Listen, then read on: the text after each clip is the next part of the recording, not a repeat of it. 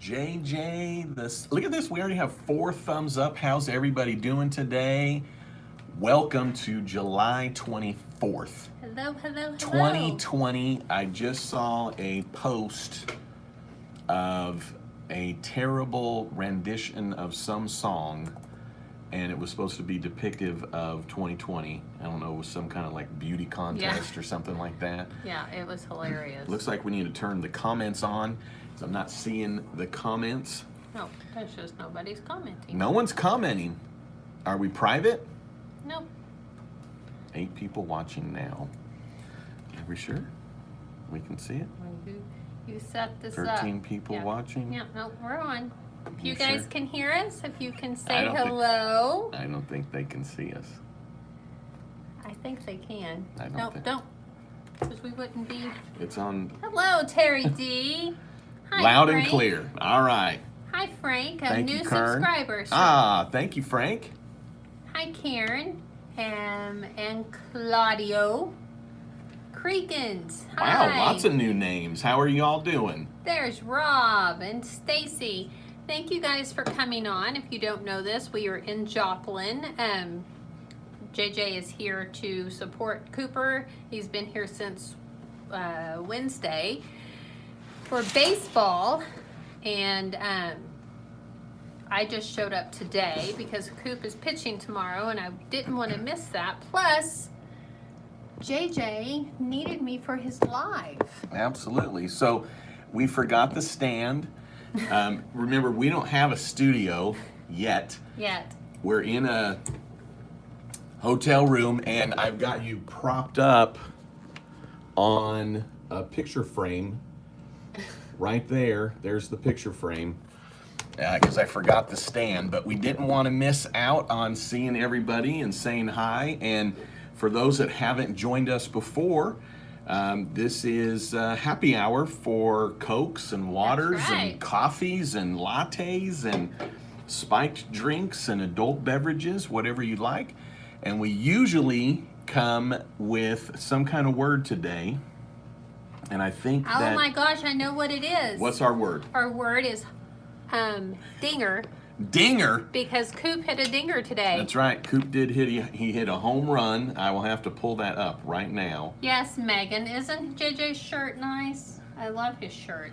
This is one of my favorite ones. Yeah. And then Karen, I'm probably pronouncing that wrong, so I'm sorry, has been watching us since March. Aww, so I'm so glad that you joined us.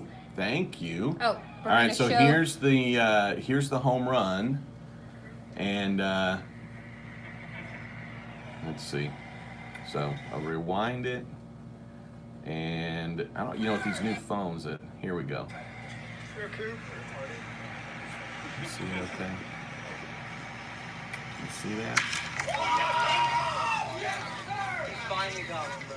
Finally got out in front of Boom! That was awesome. And so he is pitching tomorrow. It depends on how the rest of the teams do today. We thought they might be playing again today, but they're going to play tomorrow morning at some point. So anyways, we are in a hotel room, and we were supposed to be right now in Florida. I know. If we were on our tour. I want to go to Florida so bad.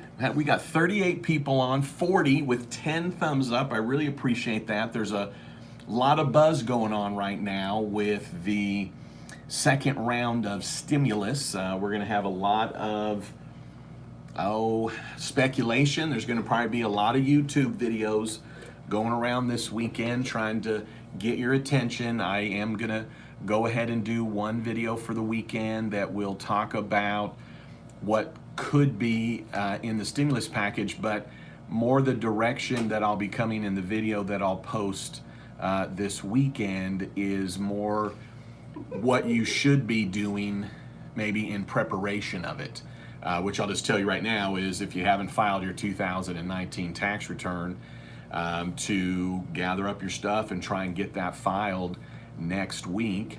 For those that might need to be on unemployment, to go ahead and get applied for that so that you're already in the chute, so to speak. If you haven't already been on unemployment, we know that there's going to be benefits ending, the $600 per week.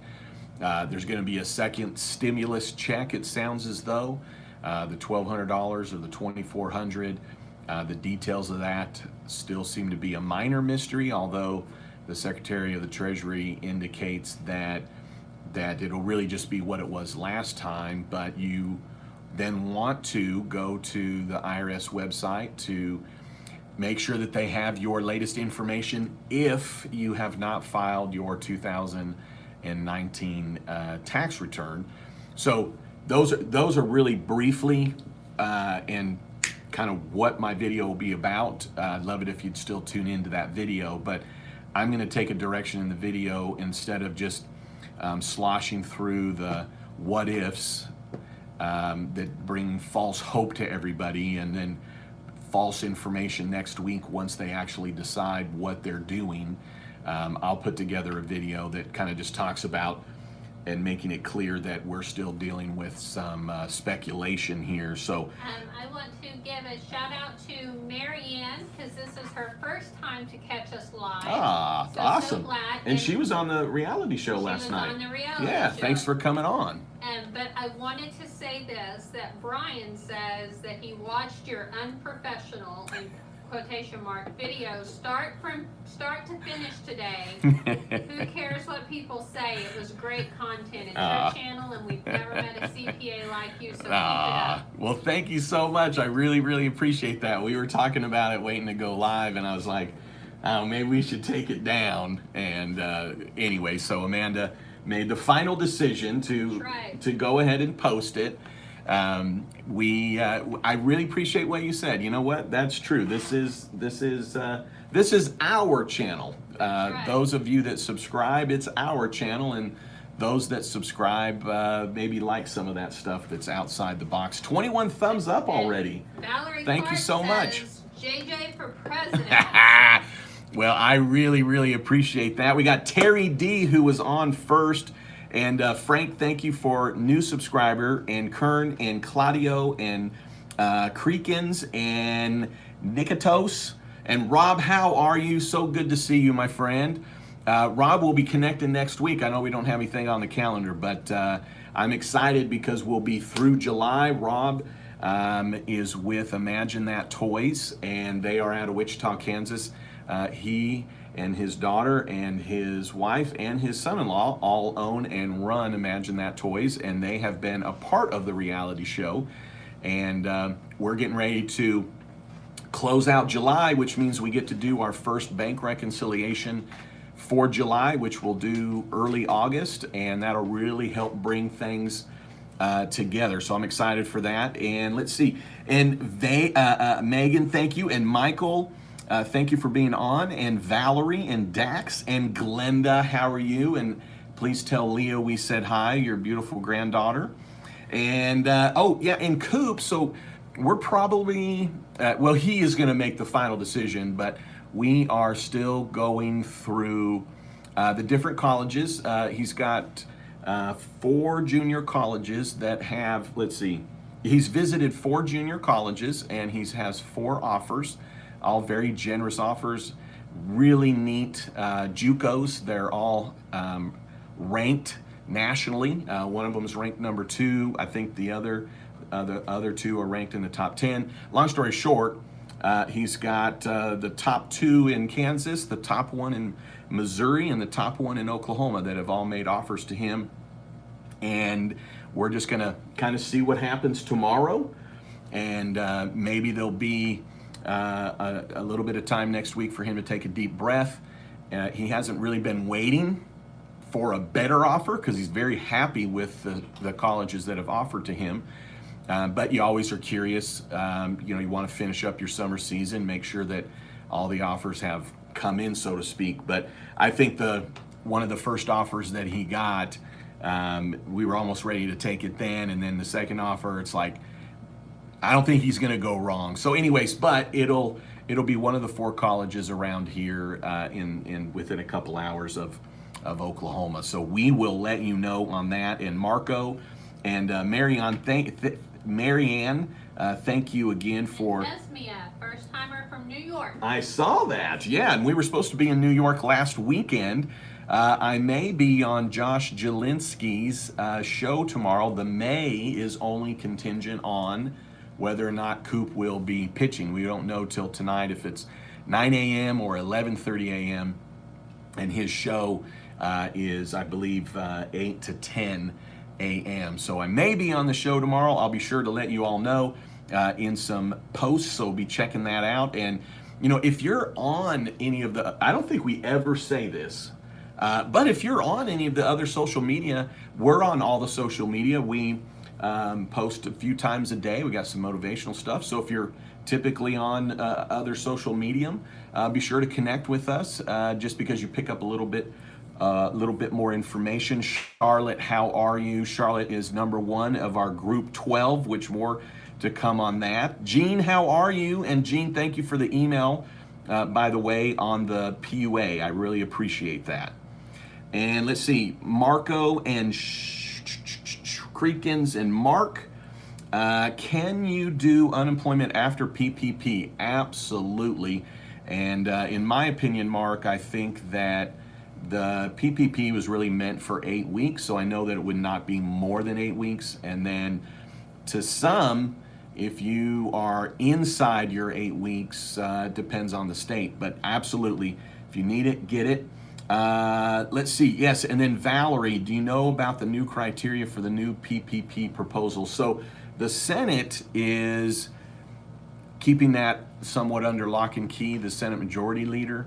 And so anyways, he and I were having breakfast this morning, and the Senate Majority Leader let me take a peek under the table to see the proposal. Amanda's not listening. She's trying to find the next question. No, I was replying to a comment. I'm having fun with you.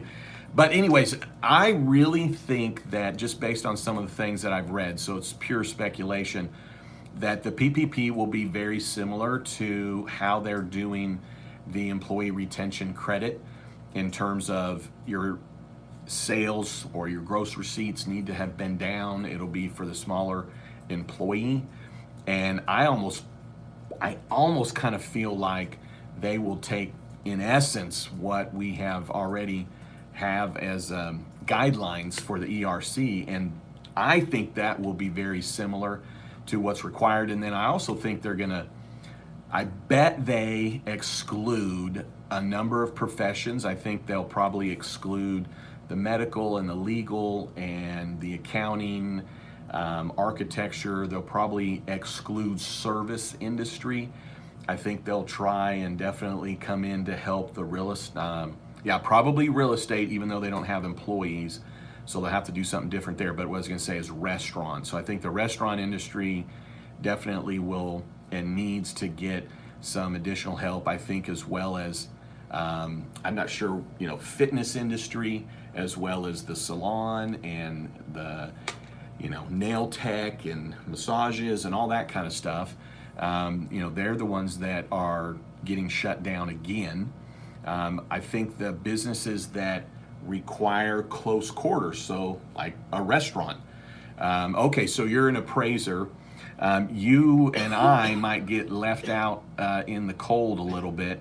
I don't know. The real estate industry does seem to get favored in previous tax laws. I don't think they got favored in this with the appraising. I used to be an apprentice appraiser, and then I was, basically did residential appraisals when I was in high school up in the Seattle area, and they were called drive-by appraisals, where we took a Polaroid. Many people probably don't even remember what that was, but Polaroid camera. I think our viewers do. And they took, I took a picture of it. It was a legal size. I went and did 3 comps. We had microfiche where I put it in, and I'd have to manually look up and find the 3 comps, and had to fill it in. We didn't have a computer to generate any of the information.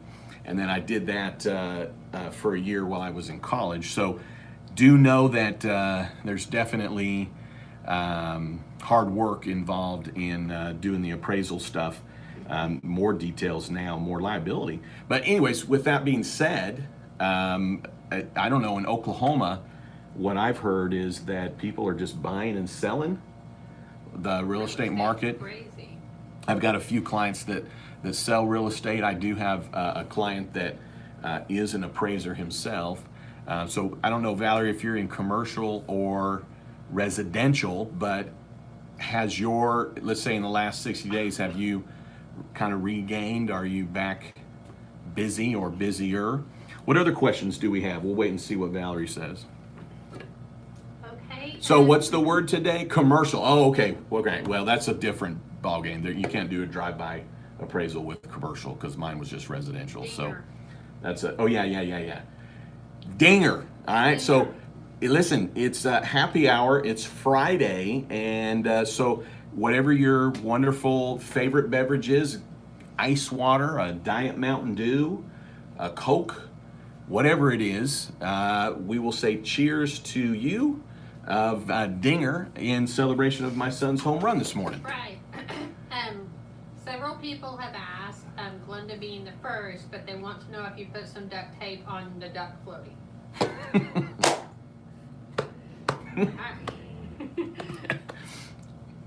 Oh gosh, that caught me. Thank you. I did not throw it away, and I like it that there's a duct tape, but I did feel like I need to repair it. Yeah. I think we got it for at- a long time. Yeah, we got it at Target. For like $1.97. It's like $1.97, but it's got good memories. Yeah, it does. And I don't know if you noticed in the background, but there was a Amanda's pink flamingo was kind of floating around. Yeah, we had people comment on the show that said they kept waiting for me to get in the water on the flamingo. Marianne, I have a friend that is an owner, 90% employee of an S corp, and on his taxes, his accountant filed a Schedule C and a K1 from his company. How does he calculate his PPP? I'm trying to help him. So if they have a Schedule C and they own an S corp, probably, I'm going to guess what happened was that, thank you, Zoe. I'm going to guess what happened is what many CPAs or EAs or tax pros have to do, which is this: the S corp owner, they didn't pay themselves wages. They didn't pay themselves W-2 wages, and so they have the S corp 1099 the owner, in essence, to pay in some Social Security and Medicare tax.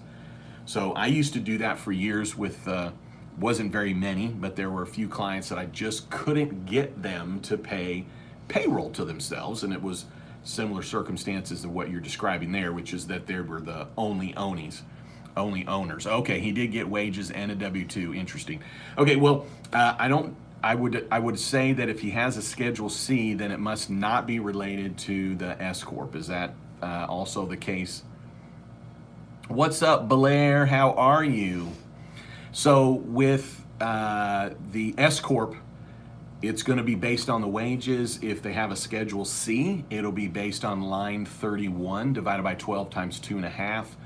On the wages from the S corp, it'll be the 2019 wages.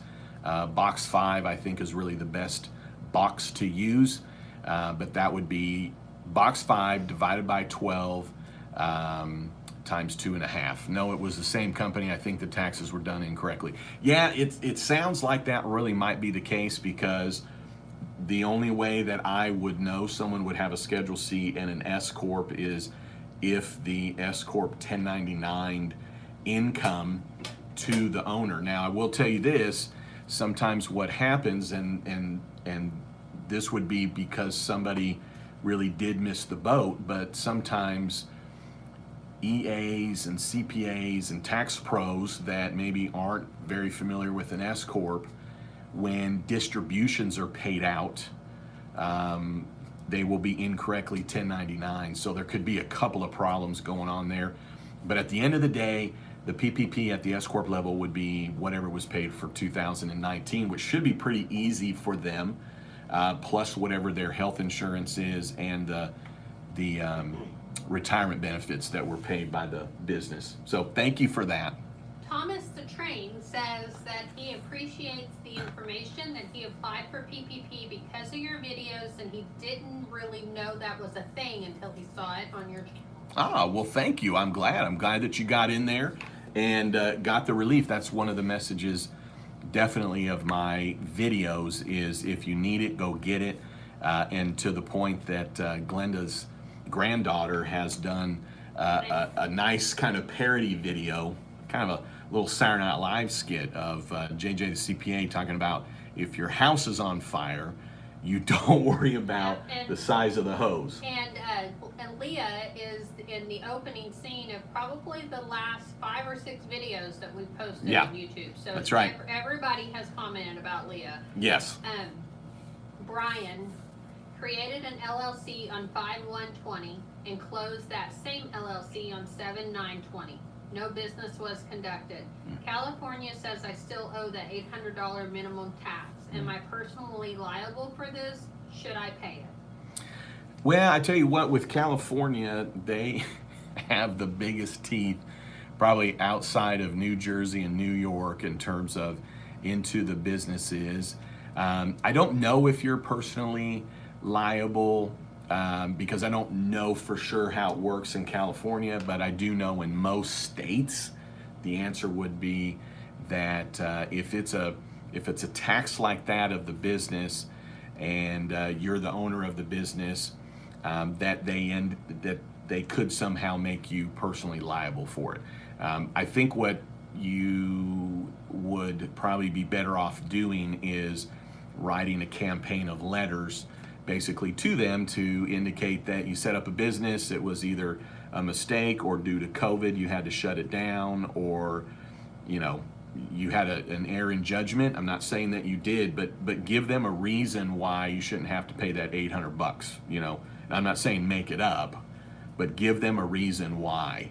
And then, I guess talk with whoever your tax professional is, because I'm not sure of the type of fee you're talking about, or tax or registration fee that's required. But sometimes also if you're just going to forego the rights to that business, so to speak, you could also let them know that. It's like, I didn't want to set up this business, or I'm sorry, I set up this business, it was an error in the sense that it's COVID, I can't make it work, throw all the hardship on there, then see what can come of it. And at the end of the day, I don't know if I could tell you to pay something or not, other than just make your case.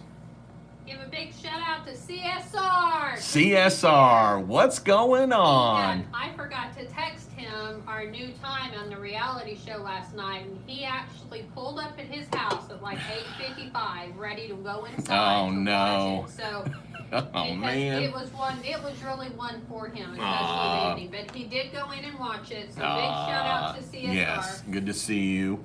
Thanks for the nice comments on Facebook. This is from Nikitos. I received the PPP loan for $2,500. Can I pay myself in a lump sum for the full amount, skip 1 week of unemployment, and then claim unemployment again? Or do I have to wait for 24 weeks before I can receive unemployment benefits again in New York State? This is PPP, right? Yeah. Yeah. So on the PPP, if you're self-employed, you don't get to pick the week of when you pull the money, and the reason why it's a good reason is that you just get the money. You don't have to pay yourself out over a period of time. When you look at the PPP loan forgiveness application, you'll use the EZ. You just take your line 31 of Schedule C, divide it by 12 times 2.5 with the 24-week option.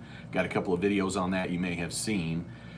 And no, you definitely do not have to consider yourself receiving PPP for 24 weeks. I feel very confident on that, although we're not going to find anything on point to that. And so when you don't find anything on point from the SBA or the IRS or the Treasury Department or unemployment, if we don't find anything on point, then we have to go with our professional judgment. And my professional judgment is that at most, you're covered by PPP for 8 weeks in the sense of the original intent of PPP, how you got the PPP, the fact that the PPP is only still based on 2 months. It is only to cover you for 8 weeks. So I feel very comfortable telling you that you would not need to consider yourself a recipient of PPP for 24 weeks. And then for the different states, if they inquire of your PPP, then answer the questions accordingly, because really PPP is not income according to the CARES Act, and it depends on how the state is wanting you to bottom line account for that. And so all I can suggest to you is for PPP, look at it as one subject. You don't have to worry about pulling it out a period of time. I do know you can't control it. It's just you got it and you're going to get it forgiven. In terms of how it overlaps on the PUA or the unemployment, you'll just have to see how the state is interacting with that based on the questions that they ask. And I don't mean it as a technicality. I just think that at the end of the day, it seems as though the government is not for the self-employed. They are not limiting PUA or unemployment to the self-employed that receive PPP.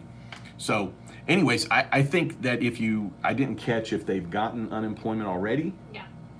So if they haven't asked it in the questions, then go through it. Now, if you were just wanting to do the safest thing, like you're just saying, well, tell me the safest thing to do. To me, the only way I see it is based on professional judgment, which is the date that you got PPP, you got 8 weeks of it, and then you have PUA after or unemployment after, and then you have unemployment before. But let's be clear on this. I'm just talking about on the federal level, the PUA, the Pandemic Unemployment Insurance or Assistance, which just in the last 10 days seems to be including an F with it, Federal Pandemic Unemployment Assistance. So I think for the federal level, if you're just looking at the safest, that would be that. But I'm also telling you that there's nowhere that you can even find that. There's nowhere that you can even find anything to back up what I'm saying. So that's kind of where I'm at. Is what I'm telling my clients is if you get PPP as a self-employed, heck, even if you're an owner employee, you got it for 8 weeks. You're not taking unemployment during that period of time, and then you can get PUA before and after. There was somebody that I don't want to skip to it, but somebody indicated that they have a line 31 that's 471,000. Yeah, I saw that. And she said, it was Christy, and she said, my line 31 is 479,968. Will my loan be forgiven? Your loan's going to be forgiven based on up to 100,000. If your bank gave you more than what was based on 100,000, you'll have to pay back the difference. The maximum forgiveness for the self-employed is going to be 100,000 divided by 12 times 2.5. But I was just going to say, I did a video recently called, How to Avoid Taxes. So I would suggest that you need to look at whether or not it would make sense to be an S corporation. Doesn't matter if you're an LLC. What you'd want to look at is, should you be filing an S corporation? You're paying a lot of self-employment tax. You may have a reason to do that. It may make sense for you to be self-employed and have a Schedule C. But if you were a client of mine, I wouldn't let you do that. All right, what else? Matt, hey JJ, I got my PPP through PayPal. They had me sign a letter that they are sending to the Senate about allowing a blanket forgiveness for anyone who borrowed under $150,000. Do you know anything about this? Yeah. So and then Blair's just letting Blair know. We see what Blair has put, so we're going to come to that. But yes, they had a hearing on it. Rob was nice enough to send me an email and kind of gave me some points of time to go and look at. But I think that what will be a reality in this is that there will be most likely a certain dollar amount for the self-employed that will be an automatic forgiveness, okay? And I'm saying this a little facetiously. I think it'll basically be this for the self-employed because it already is this. But somehow I think the government hasn't made this as obvious as they should. But the end of the day, what I think they're going to make it even more clear, because somehow it just isn't made clear here, but for the self-employed, you take line 31 of whatever it is that you're going to file with the IRS on your Schedule C, you divide it by 12 times 2.5, that's just your automatic forgiveness. And we know that that can be up to $100,000. And with the self-employed, they don't want to see anything other than a Schedule C, and quite frankly, the SBA will be able to verify that with the IRS anyways. But my point is that really what it comes down to for the self-employed is that we know that there is basically no more than $20,833 that can be forgiven for the self-employed.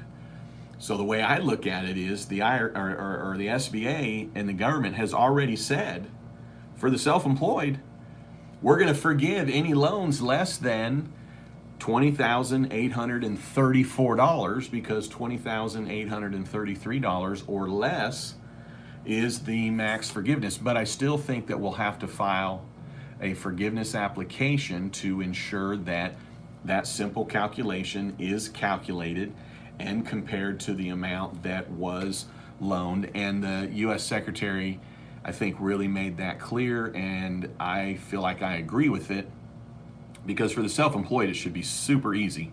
Schedule C divided by 12 times 2.5, you hand it to the bank verifies it, goes to SBA, they verify it, done. If there's an amount above that, then it's got to be paid back. Now, for the small employer, I do think there's going to be some kind of a provision that might even make it easier, but according to Secretary and SBA Director, I think that there'll need to be something that is still filed. And so I don't know that it's going to get any easier than it is now. They might just make it more plain how to go about it. So, and then Blair, what you're talking about there, I'm going to be doing a video on that.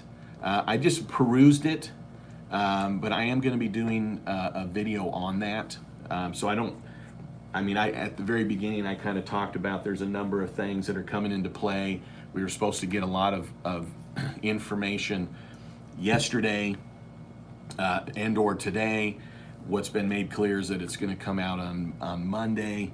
The White House, I guess, has supposedly come in from another direction related to the payroll tax. The Secretary of the Treasury has come out, at least as it relates to the stimulus, and seemed to say very authoritatively that there will be a second stimulus check and it'll be the same calculation that it was last time. So until obviously it becomes law, but that seemed to be pretty well the case. And then also the U.S. Secretary of the Treasury said that the $600 is too much to be paid out, and so I think there'll be an extension of unemployment benefits from the federal level, but it won't be the $600, or at least it won't be as easy maybe to continue to be on it, although I think most states made it very difficult to even receive the $600. So anyways, we will be following up on that. So stay tuned for that. Dinger. Okay, if you just joined us, I am in Joplin, Missouri, clearly in a hotel room. My son is having a baseball tournament. Thank you. I appreciate the question.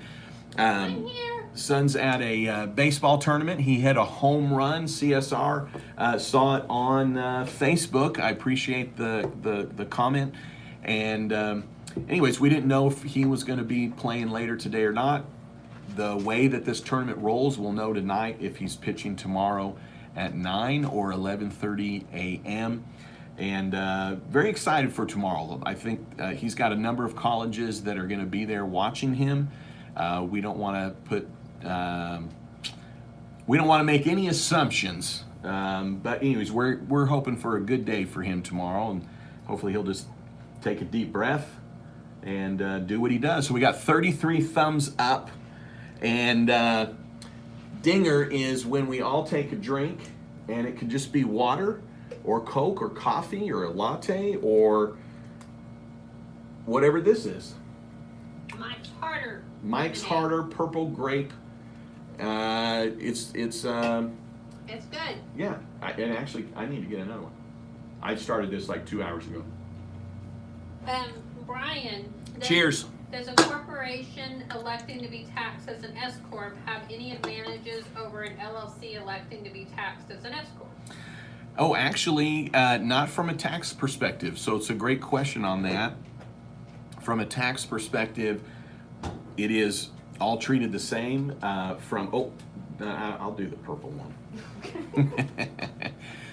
From a tax perspective, still all treated the same. I know technically LLCs don't have stock. They have units, membership interests. Oh, I'll get it. I don't want you to break your nail. Thank you. But the LLC, now I'm not meaning to put my lawyer hat on because I'm not a lawyer, obviously.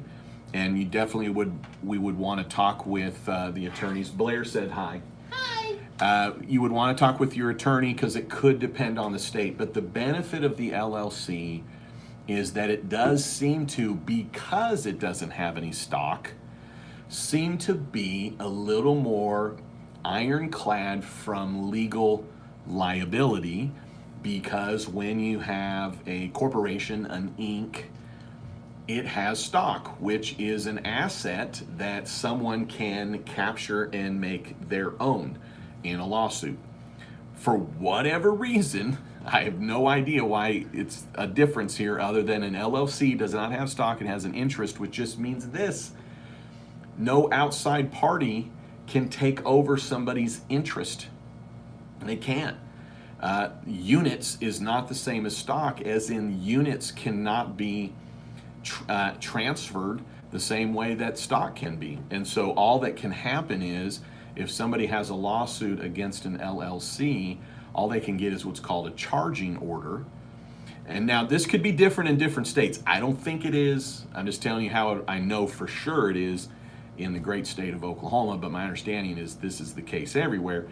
But nonetheless, if you have an LLC and no one can take the stock, so it's just sitting there, all they can get is a charging order against it. And all that charging order means is that if the owner is paid any profits, they go to then the person who has the lawsuit that persevered. So all I'm saying on that, long story short, is I favor the LLC, but I'm going to tell you something right now. I'm a PC, because when I started my business, there was no such thing as an LLC. So I'm a professional corporation. I have stock. The one thing that's interesting, though, is that when you're a professional corporation, even though I have stock, the only person that can take over my stock would be another CPA. Because in the state of Oklahoma, only a CPA can own my PC. So I didn't have to worry about transitioning it over into an LLC. I don't expect I'm going to have a lawsuit against an LLC that can take over my entity. So here's what I would say. Best of both worlds is your legal designation is an LLC and your tax designation is an S Corp, assuming that you're involved in that S Corporation. Then I think it can make a lot of sense. Great question. I love it. Dinger to that one. Frank, you can only... Can everybody hear Amanda? Okay, go ahead. Frank says you can only apply for PPP, correct? The reason I ask is because my bank has a link stating that you can apply for PPP. You can only apply for PPP? So if you are, was Frank the one that asked the S Corporation question? No, that was Brian. So Frank, here's what it is. If you're a sole proprietor, you file a Schedule C, self-employed, you take Schedule C, line 31. If it's a positive, you can get PPP. If you own a business that files a separate return, whatever wages are paid in it, whether to yourself or to your employees, that's what you can get PPP based on, and right now, in essence, it's whatever was 2019 divided by 12 times 2.5, limited to 100,000. So that'd be 100,000 on line 31 of your Schedule C, or 100,000 per employee of wages. But that's who then qualifies for the PPP. No credit is taken into determination at all. And yes, that is the one that is through the banks. Valerie Clark. Valerie. Everyone is talking about the dollar crashing. What is your personal opinion? Well, we're all drinking the same Kool-Aid. And so from my perspective, the dollar crashing is not a concern of mine because we're all kind of in the same fishbowl here, so to speak. And while it could have an effect on international investments, it could have an effect on companies that do things internationally. But if we're just talking about, small business owner like me, I mean, I'm just in Oklahoma. I don't have international clients. I don't really have any international investments other than, maybe 5% of my portfolio. I don't have any concern about it because our economy still has to stand. And, what's interesting is when I was in college, I went to Abilene Christian University in Abilene, Texas. And hey, what's up, Cool P? Is it Cool P or Cool 1P? Cool 1P. Cool 1P. What's going on? But sorry, I don't have my glasses on, so I couldn't see the screen very well. But when I was in college, I took an economics course from former ambassador to Great Britain under Ronald Reagan, Don Jackson. And Don was an economist, obviously, that worked in the White House. So this guy really knew his stuff. But now this is back in, this point would have been 1991, 1992. And we were talking about something similar related to this, kind of just the value of the dollar. Basically, he said, we all do each other's laundry, is kind of how he put it. Now, in what he meant by that is that I'm going to provide a service for you, you're going to provide a service for me. So I'm going to go and someone's going to cut my hair, and the person that cuts my hair, I'm going to do their taxes, and so on and so forth. And so then what's our currency to make that happen? Well, it's the dollar. And so I think that if you are talking about, big business, international business, I don't really have enough experience really to know what a true concern would be with that. But I feel like as a small business owner, I don't. But I will tell you this was Valerie that asked this, right? Yep. So Valerie, I'm at, where am I? Oh, so I'm having lunch with Cooper. Amanda didn't get in till about 3, but I'm having lunch with Cooper down in the lobby. And the commercial comes on for one of those gold companies, like they sell the coins and everything. And it's not a scam company or nothing, but they do a lot of commercials. But they have this guy, this white-haired guy. He's tan, but it's not the tan guy that everybody thinks, the old white guy, the older white-haired. Diabetes? No, these are like suave guys. Oh, okay. Like slick, like tan skin, but it's not the one guy that everybody says is like, just not George Hamilton. But I'm not good at this. You're not any good at this? No, I don't know if anybody watched The Grinder, but it was The Grinder's dad, which is a legal show. He's like a character actor. He's been in everything. Anyways, what he said in this commercial, and I laughed right out loud, only from the standpoint is it's like, wow, that's really talking to America. But he said, in these uncertain times, I do 2 things. I vote and I buy gold. And then like 5 minutes later, the same guy came on, same company, same kind of commercial, but he said, I do 2 things in times of uncertainty. I support the military and I buy gold. And I was like, wow, this commercial is really zeroing in on probably kind of the older generation, which I'd probably include myself in because I know like, wow, that's pro-American. But more what I'm saying about that is that we still have gold. I know we're not on the gold standard, but we still have gold. We have a lot of wealth. And even though sometimes our country is divided, it may feel like that to some right now. At the end of the day, though, I feel like we all get each other's backs when it comes to probably a disaster or the how did she coin it? The what of the dollar? Crashing of the dollar. I think we would all come together and make sure that our economy didn't actually crash. And you know, at the end of the day, I feel like with what I like about America is that even though we're not seeing it potentially right now, but you think about the disasters that we've had to go through in the past and how we just all come together. So if there was a crash somehow though, I think our country would come together and we take care of ourselves. So I'm just not worried about it. All right. I'm not worried about it. I might be naive to some, but I don't think so. And so with that, I'm going to say dinger. Dinger to America. Dinger to our economy. Dinger to you, JJ. Well, I appreciate that. And even if the American dollar continues to take a dinger, I heard a commercial yesterday, and it said that when we are knocked down, it is then time to start preparing for our comeback. And for those of you that have asked a question, we're getting to them. So if you're asking it over and over, we're trying to get to them as much as we can. So we do plan to get to all the questions. Thanks for coming on. We got 43 thumbs up, 86 people on. Thanks for joining us today. And I'll come give a quick PSA real quick, so I'm not screaming. You smell really good. Oh, well, thank you, JJ. Okay, this is the PSA. If you want more time with JJ, you want faster than a 30-second answer on a live, then you can go to jjthecpa.com and you can schedule a call with him.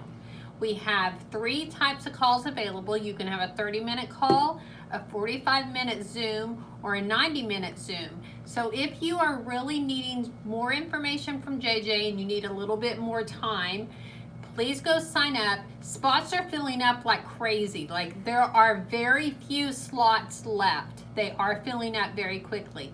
Also, another quick PSA, and then we're going to continue on. JJ the CPA has made it available that he can be your CPA for 12 weeks with a group. This is only selected to 10 businesses, and we only have 4 spots remaining. So if you're interested in that, also go to jjthecpa.com, find out some more information about that. But we really appreciate all of you guys, and we are trying to get to all the questions as fast as we can here. But if you do want more time with JJ, go to the website. Thank you. And we did introduce that because we had a lot of you asking for it for months. And so we just launched that last week. I think I'm booked up through when? August 11th? Yeah. So just a couple of weeks. So this right here is to Tina Beard, CPA, who's working on a tax return right now. I love it. I hope you have a great weekend, though, from the standpoint of sometimes you wrap up that tax return on a Friday. Here's what I'd be curious of. If Tina is actually going to call the client with the results. Because on a Friday afternoon, if I'm doing a tax return for a client, it's one of 2 reasons. One, I just want to get it over with so that I can enjoy my weekend and not have to come in and work the weekend. Or it's a client that has convinced me lovingly that they have to know what the results are for either personal reasons or they got to get something to the bank. So anyways, I'm curious, Tina, are you going to call the client with the results? Because if the answer is no, I'm guessing you're getting it done for your own purposes. If the answer is yes, I hope that you get through that call very, very quickly. All right. Zoe, what is your opinion on the PUA? Do you believe it will be reduced much, or do you think they'll keep it closer to the $600? Yeah, I hope they keep it to the 600 for the self-employed for the gig worker, because most of the time it's not enough for the self-employed. It's unfortunately, it seems as though there's been a number of employers that even got the PPP and they told their employees, go ahead and get on the PUA. I'm going to keep my PPP. And the reason I'm saying that is I think it kind of soured things, especially with the U.S. Secretary of Treasury, that dollars were given out basically twice to help the one client, or I'm sorry, the one employee.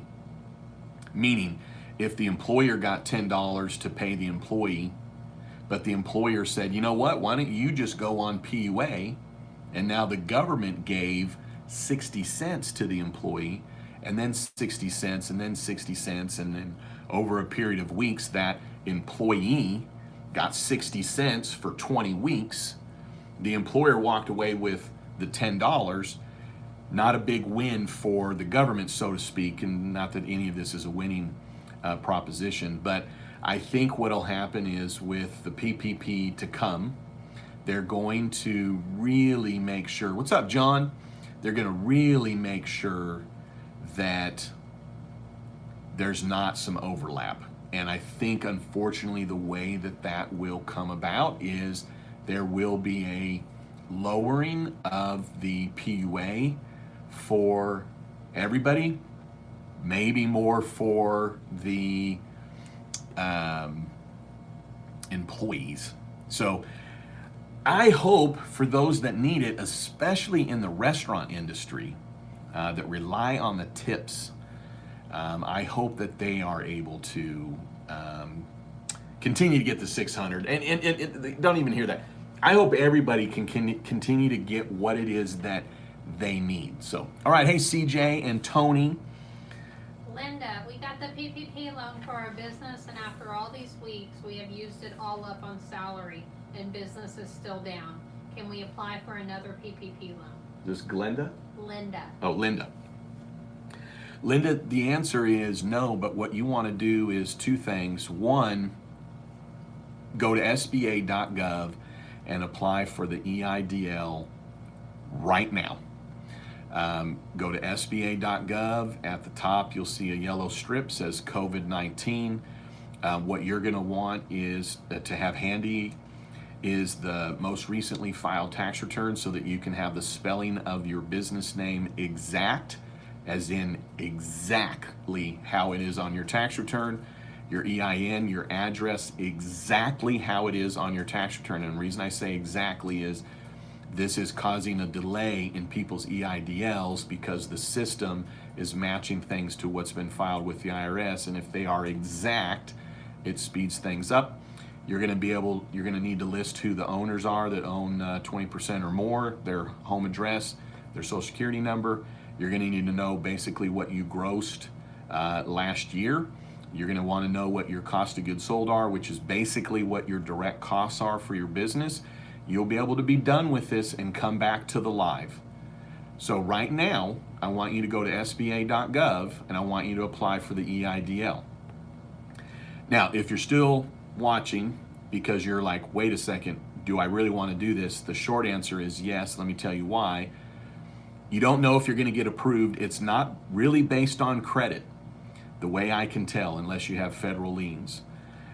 You're going to get an SBA EIDL offer. You're going to, whether it's $10,000 or $150,000.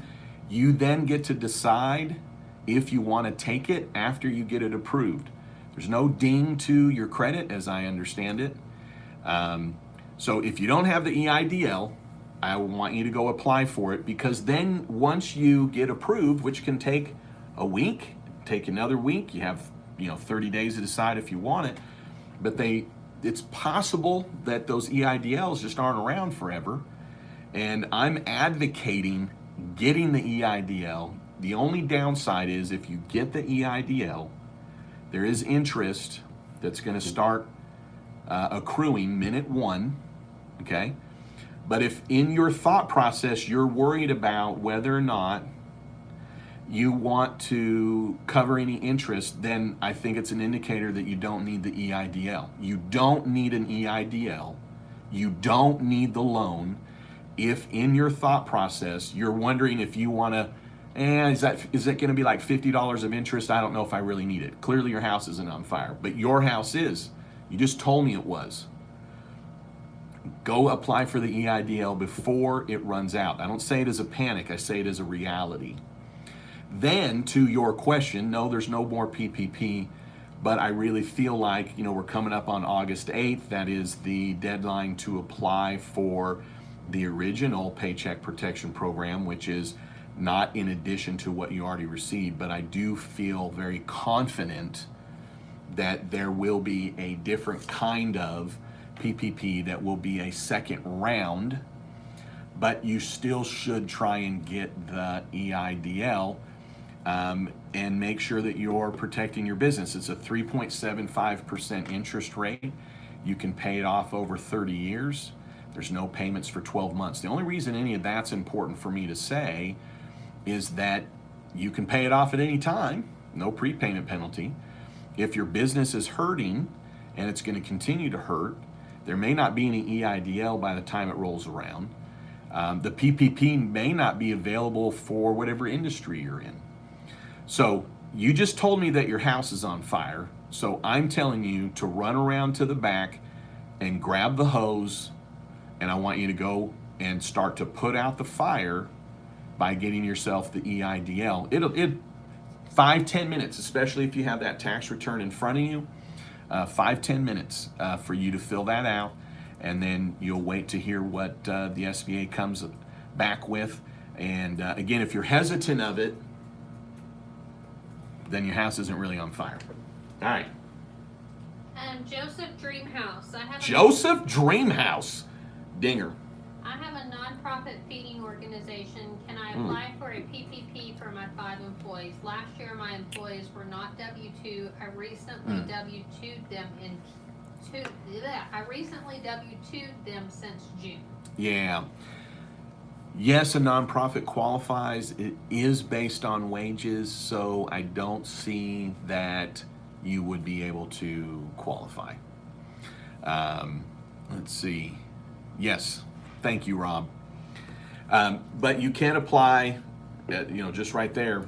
You should try and apply for the, can a nonprofit apply for the EIDL? I don't know that it can. I don't know that I've asked that. I know that the nonprofits can get the PPP. Okay, someone says yes. Well, good. Then you can try and go and get the EIDL for the nonprofit. I'm sure that you can get it up to $25,000, because up to $25,000, you don't have to, no one has to guarantee it. Doesn't require any collateral, so there might be a limit to it. But I don't see that you would be able to get PPP. Oh, there you go. Thank you, Card Shop Reality. Thank you. Yeah. So nonprofit. What I had just said to the other business. Go to SBA.gov. Now the nonprofit will have to pay it back, of course, but go to SBA.gov and go to the yellow strip and apply, and I mean do it tonight. Do it tonight. Yes, that's right. Boom, CSR. The other thing is, and this will be in my video this weekend, is that, of the aid that is available right now, if you need it, go get it, which would include the EIDL. I doubt that whatever comes next, they're going to say, if you already, got the PPP, you don't get any more. Meaning, I think there's going to be something, but there might be more questions about how these things are cross-referencing themselves. And so, really, at the end of the day, I just think we don't know what's to come, so while it's available, go get it. There also could be the, EIDL could change again, because the last time we went through funding, there were some changes to it. They made it limited only to the agricultural business for a period of time. Nonetheless, if your house is on fire, what's Leah say? get your PPP and your EIDL. Yes. Livia opened up my business July 7th. Can you touch on the form 2553 to be considered an S corp? Can I just put July 8th as my start date to be considered? There are too many contradictions on YouTube. So what was the start date? July 7th. So really at the end of the day, just pick a date that your business began, period. Now, many people will say, what came first, chicken or the egg? The chicken is when you set it up at the Secretary of State, the egg being when you got your EIN. Well, what I come up with is, what did you do officially first for that business? Because there are people that they go and get the EIN at the IRS. That's your business start date. If you went and set it up at the Secretary of State before you got an EIN, well, then the date that is on your certificate from the Secretary of State is the start date of your business. That would be if you're doing a separate a separate ID number like you are for the 2553. What I wouldn't get caught up on is there a right or wrong answer, in the sense that the real concern for you is to make sure that you get that form 2553 in within 75 days of setting up your business. So if we're talking about July of this year, right, I would go with your earliest date, can't go wrong, and basically get that form 2553 in. If you get it in the next week or so, you've met whatever criteria there is, no matter what. And there are no ramifications for really getting it wrong, as long as your date, though, is at least when you started conducting business. So point is, to me, it's when you first officially did something with the government, with that entity, is going to be your business start date. But I will tell you, in 27 years, I've never had it come up with an issue at all, other than some legal issue of, well, when did the business exist, but not with the government, not with the IRS, not related to the form 2553. Just make it consistent. Great question. And I'm glad you're being an S corp. It is a beautiful tax entity. Great classification. Tony Deanna.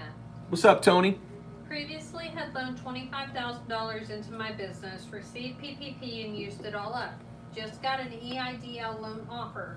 Before I accept the EIDL, can I repay the loan to myself without being in default of PPP? So, let's break that down a little bit. You've already used up PPP, right? Based on what's been told? Yes. So you receive PPP, PPP's gone. Company still owes you 25 grand. You've not accepted the EIDL. If you have 25,000 in your bank, then yes, you can pay yourself back. Making it clear here, it wouldn't be PPP money because you already used up the PPP money in paying your employees. So what's in your bank account is your money. Boom, pay yourself back. Then you take the EIDL, now it's sitting there, and you're using it for your operating expenses. I think that's a very intelligent, smart, wonderful question. I like it because then you're making it very clear, if there was ever an inquiry later, that you were not using EIDL to pay yourself back. You were not using PPP to pay yourself back.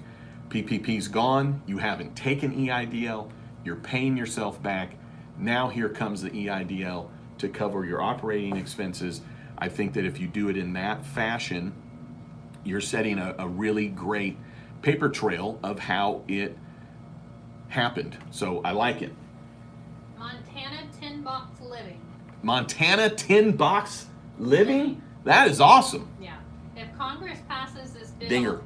if we already took 150,000 capped EIDL and they lift the caps, do you believe we will be reapplying to expand to a larger amount?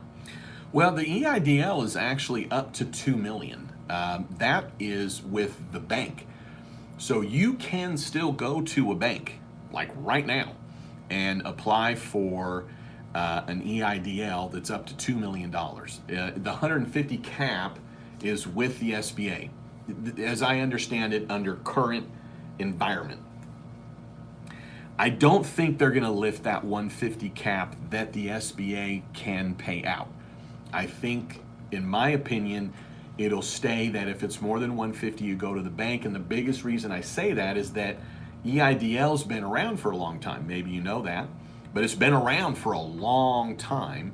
And this is how it has traditionally worked. And so I don't think they'll change any of those provisions related to the EIDL. What I do think potentially will come back is the grant, which is the up to 10,000, 1,000 per employee. I think if you've applied and it's after they ran out, if they replenish it, I think yes, they'll go back and give that grant money to those that didn't get it. So anyways, All right. I think that, but I do think that PPP will be dispensing additional funds even if you already got it. And Valerie Clark asked me a really good question that I'm defining that. I know that the answer Valerie wants to know, definition of operating expenses for the self-employed with the EIDL. And I had a call with somebody that just caught me by chance. I almost thought it was a prank call. I don't think it was a prank call, but then I think it's a prank call. I don't know. Person had a funny voice. They're asking me all these questions. Like, I've never had them. They've never surfaced on anything. And so I don't know if it was like, maybe it was the government trying to test me on my answers, or maybe it was just a fellow YouTuber that was trying to catch me in a corner or see if I answered questions differently than what I did on my video. So anyways, it was kind of a weird circumstance. But one of the questions that they had was what's the definition of operating expenses for the self-employed? So I do know, for self-employed, it's going to be whatever their, expenses are that they're already covering on their tax return. I don't think it includes, personal residence utilities or personal residence mortgage. I understand that we can take a home office deduction, but I don't think that lends itself that we get to use any portion of EIDL for those two things, because that seems to be a common question of whether or not you can use EIDL or PPP to pay your mortgage or pay your personal utilities. And I feel strongly about that because the SBA pretty well made that clear in one of their guidelines when it indicated that the self-employed doesn't have the ability to do that. Now, cell phone, what are you deducting on your business related to this, gas or rent or mortgage or anything to that effect. But what's not defined anywhere is, can any of the EIDL be used to pay the self-employed what the self-employed is normally relying on? Because we know that the EIDL cannot be used by the owner of a corporation to give themselves distributions, but the EIDL can be used to pay payroll to the owner. They specifically, the SBA specifically talked about that. Can't do distributions, can't pay yourself back, can't refinance loans, can't loan money to the owner, but can pay wages to the owner, in essence, if it was previously being done. But on the self-employed, what can that be used for? So I don't have a lot of self-employed clients, but I have one that got one, and I'm working on the answer to the question.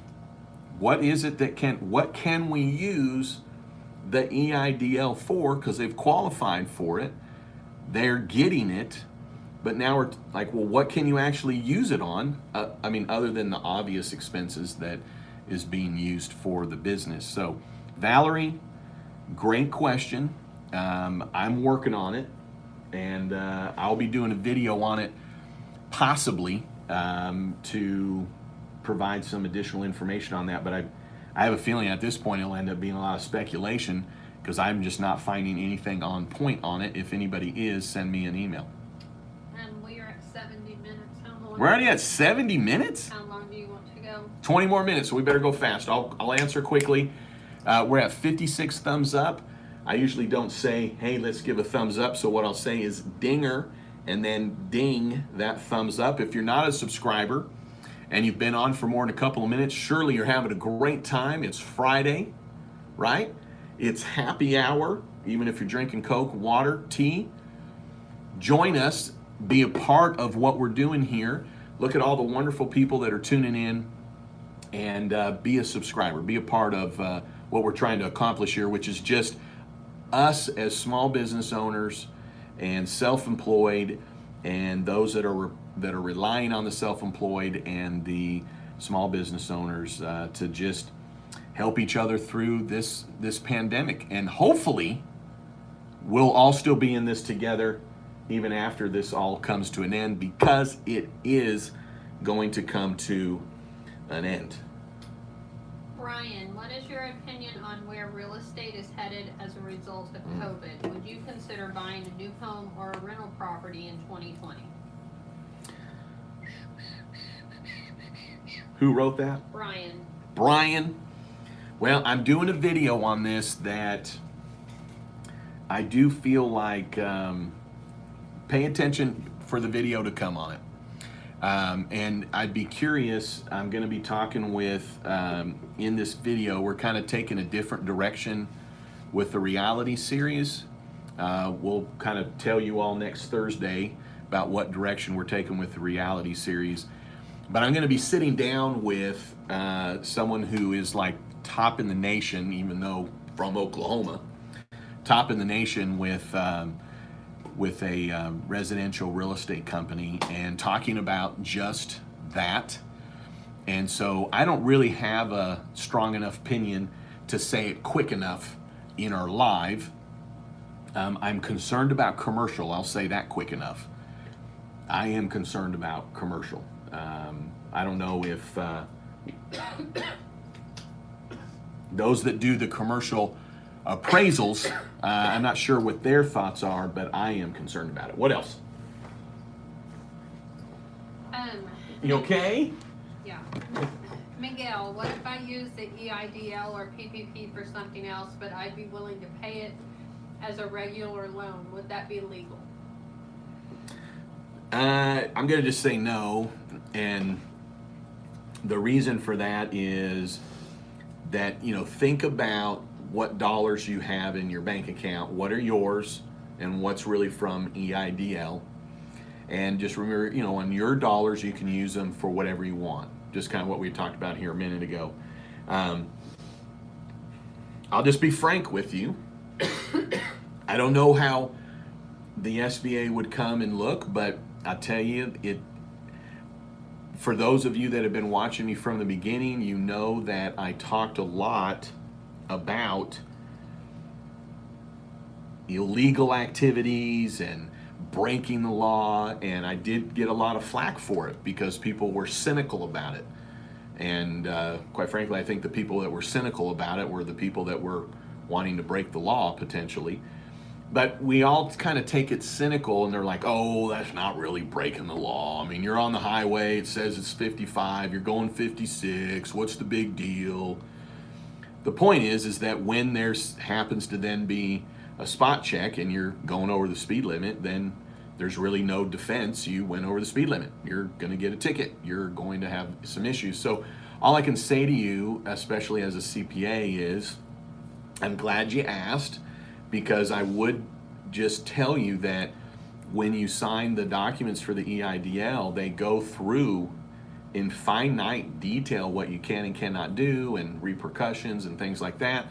So even though probably just like any of us, we go through a bunch of paperwork and we just sign here, sign here, sign here, and we're done, in the event that there's a look, the worst part is that you potentially have caused some illegal activity. So the short answer is, I just think you need to use it for operating expenses only, period, the end. And I know as a small business owner myself, you get a loan in and it's like, yeah, but I could do this, and this, and I'll make it up later. But the problem that can also come into play is, with our uncertain times, what if it doesn't work out the way that you hoped? So use it for operating only expenses and use your money any way you see fit, Dinger. I know I am fat. The name of that's their name. Oh, I know I am fat is their handle? Yes. What should you do if your bank has not provided any forgiveness documentation for PPP? I applied at Cross River Bank and they assigned Scratch to manage, but still no forgiveness documents.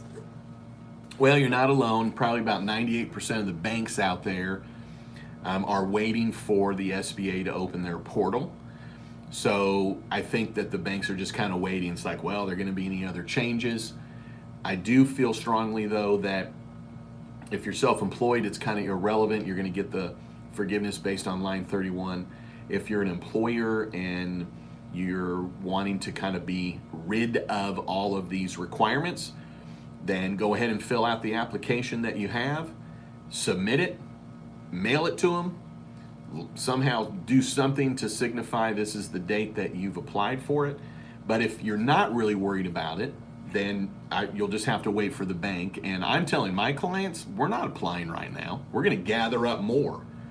The clients that have been like, oh, I just want to get this over with, it's just stressful for me.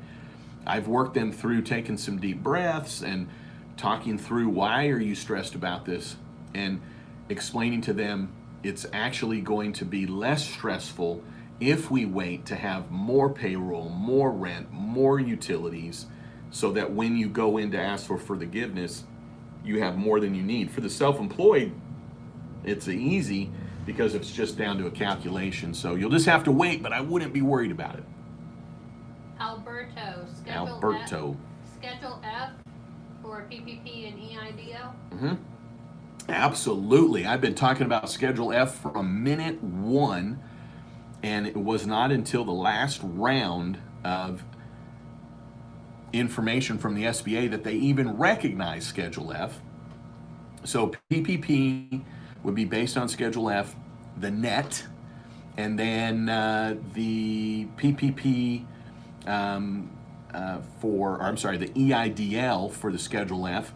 What are your sales, and then what are your direct costs? We got Russell McDonald on. Hi, Russell. Russell McDonald is part of the 12-week. Russell McDonald is a good friend of ours, and we have got a couple of videos that we've done here recently that Russell's been talking about for a long time, which is credit's not going to be around. Let's see, wants me to switch from QuickBook Desktop. Do not do it. Do not do it, Russell. What kind of an accountant are we dealing with here? Because QuickBooks Online is like evil. And Justin McAuliffe will tell you the exact same. QuickBooks Online is terrible.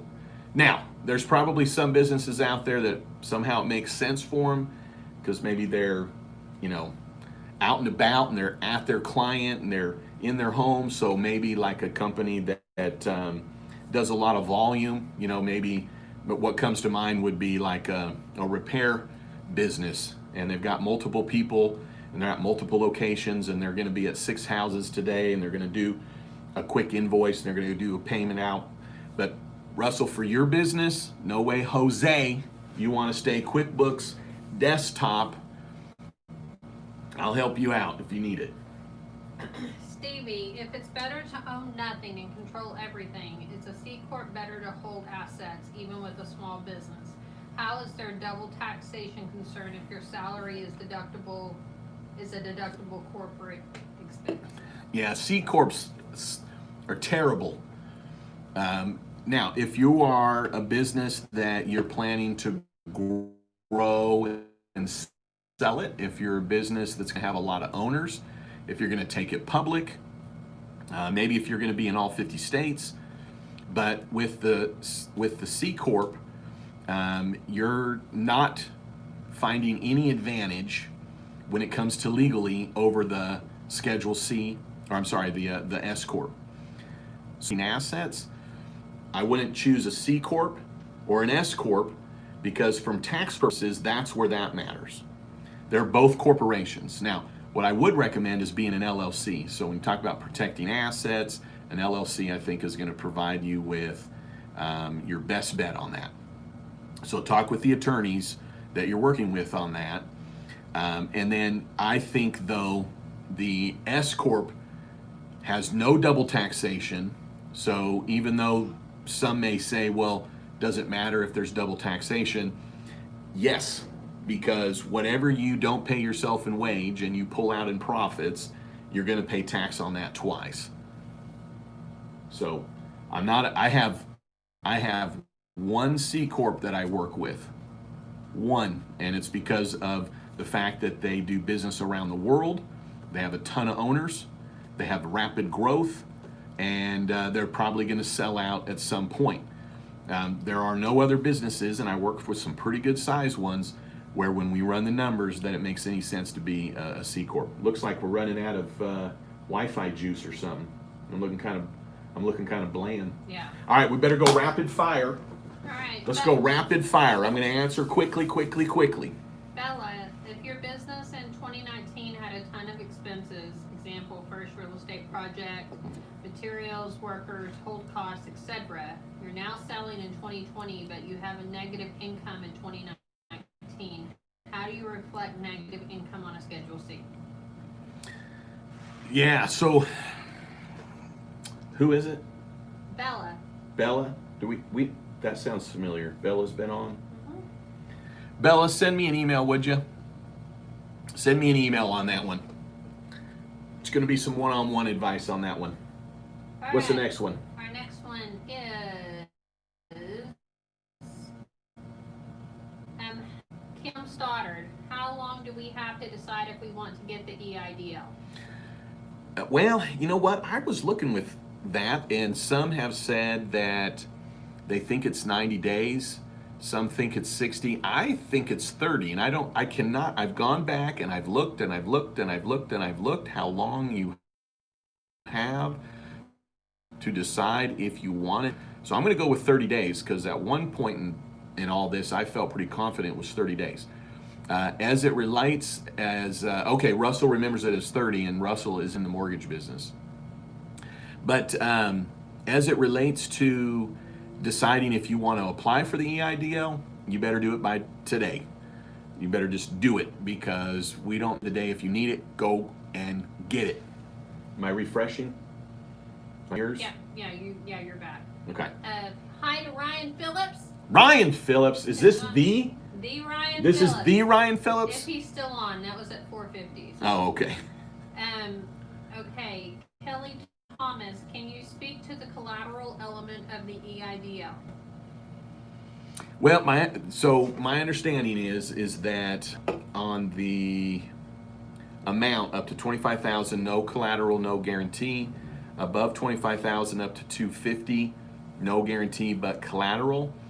And when you read the loan application, the loan documents, it just seems to indicate that they kind of can just go after whatever collateral you have in that business, and it's going to be very difficult to get out of that loan regardless, but they kind of take a blanket of collateral assignment.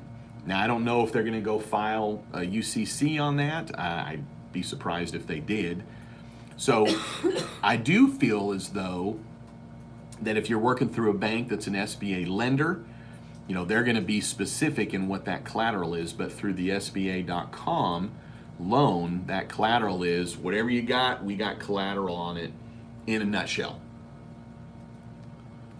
Diana B., I got both the EIDG and PPP money. Since my PPP loan forgiveness will be reduced by the EIDG amount, will I be charged the PPP interest rate or an SBA EIDL interest rate on the non-forgiven amount?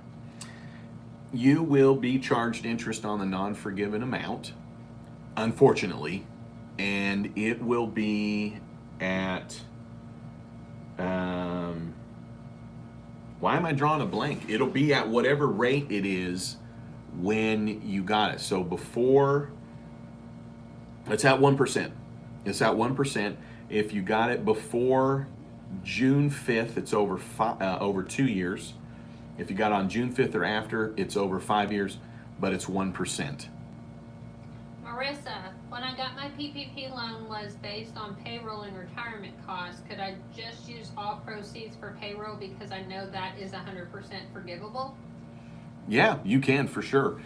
I would say this though, if you have rent and you have utilities and you have some interest, go ahead and still throw that in there. What's up, Mary? Good to see you.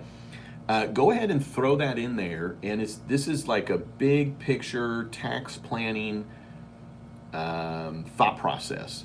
But the reasoning for it is that in the event that when you go to do this completely separate calculation called qualified business income deduction, whatever you use PPP for, you don't get to tax deduct. Well, payroll affects potentially your qualified business income deduction. So for me, I want all, for my clients, I want all the rent that possible, all the interest possible, all the utilities possible, which we know is not more than 40%, to be included in the forgiveness. But I'm just telling you, yeah, you absolutely can just go boom, roll, and it's going to achieve my full forgiveness because I got 24 weeks and be done with it. So you might just check with your tax preparation pro and see if they think payroll is going to make a difference in your qualified business income deduction. And I'll tell you this right now, Amanda, that if you call your tax pro, you call your EA and you call your CPA and you say, I wanted to see if my PPP used for payroll is going to affect my QBI, and they say to you, what? I want you to say, hey, you know what you need to do? You just need to go follow JJ the CPA. You need to subscribe to JJ the CPA, because I'm telling you this, I haven't seen one article on it. I haven't seen anything on it, and it's genius level tax planning that I saw on a tweet. I'm not gonna even take full credit for it. There was another CPA that tweeted on it. It was not an article. They tweeted on something about asking the question. And so we did a kind of a back and forth. They asked it. I was like, whoa. Anyways, no one's talking about it. Except Jade and CPA. Nikitos, as self-employed, can I pay off my credit card with an EIDL loan? I'm gonna say no off the top. But let's talk about this for a second.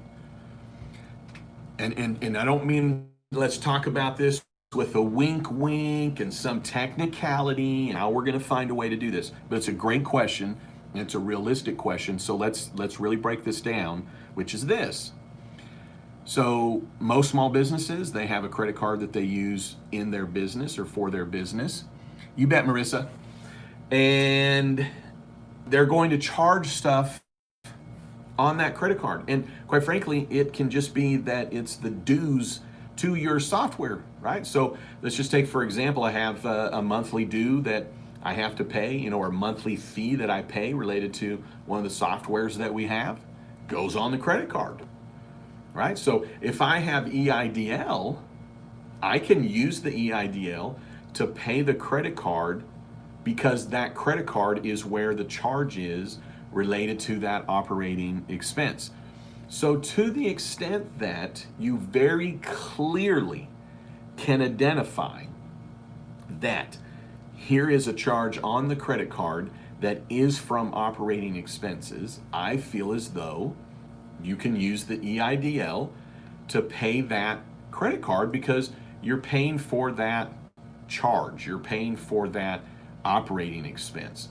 So that's why I just think if you got 25,000 of EIDL and then you just wrote a check for 25 grand to your credit card company, well, I mean, I don't think you can just do that. I think you'd have to pause and go, okay, well, what's on this credit card that is ongoing operating expenses? So that's where I just think you want to take a pause and make sure that whatever you're paying on that credit card is for operating expenses. And yes, the interest charged on a business credit card or a credit card only used for business can be used with proceeds from the EIDL, because you can use the EIDL to even make loan payments. You can't pay off the loan, but just regular loan payments that are already established, you can use your EIDL to cover the loan payments.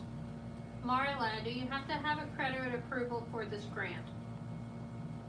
Yes, but hear me when I say approval, very loosely. And well, you bet. I appreciate the question. Thank you. Nikitos. Nikitos, yes. They're Nikitos. new ones that Yeah. we're today. I like that. I like his name. It's like a the name that's too. like a novel, Yeah, like It's a gonna- movie like a movie. with a Nikitos. really, really strong female, like Nikitos, Why does it have to be a female? because women rock. Because women rock. This is true. Dinger to that. Okay, what was the question? Do you have to have credit approval for the grant? Oh, so when you go, oh wait a second, what grant? Do you, Let's just assume you're talking I'm EIDG. assuming so. So they ran out of the EIDG. So, but I will tell you this, if they bring it back, I'm answering the question to the EIDG. You have to apply for the EIDL to even get the EIDG, but they announced the prior Saturday that they aren't able to pay those out anymore. Glenda says dinger. Nikito says dinger. But when I say yes, they are going to check your credit, well, they're going to check your credit to make sure that you're real. It's a way to ensure that you don't have some kind of a federal lien, so to speak, or you have been in some kind of a federal matter that's going to disallow you from being eligible for the grant. But right now, they're not doing them. Now, it seemed to be up in the air whether or not, if you had already applied, if they're... We're done? And you're Well, standing. Oh no, you're back. Well, I'm just glad that we got through all the questions. Yep. And Blair, we're going to be doing a video, and we're going to be talking about kind of some speculation, but maybe some things that you would need to do.